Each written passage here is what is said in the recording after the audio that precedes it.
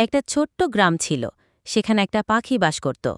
পাখিটা ছিল খুব সহানুভূতিশীল আর সবার পাশে দাঁড়াত।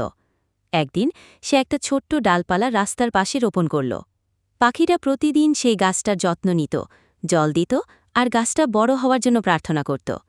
সময় গড়িয়ে গেল, গাছটা বড় হতে লাগল, আর একদিন ছোট্ট ফুল ফুটল। কিছুদিন পর সেই ফুলগুলো ফলে পরিণত হতে শুরু করল।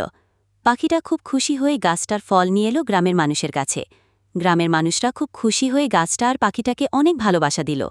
তারপর থেকে পাখিটা প্রতিদিন সেই গাছটার ফল নিয়ে এসে সবাইকে খাওয়াত। কিন্তু গ্রামে কিছু খারাপ বাদর ছিল, যারা পাখিটার ভালোবাসা দেখে খুব কষ্ট পেত। তারা পাখিটার গাছটার প্রতি হিংসা করত। একদিন তারা পাখিটার গাছটা ভেঙে ফেলে আর সব ফলগুলো নষ্ট করে দেয়।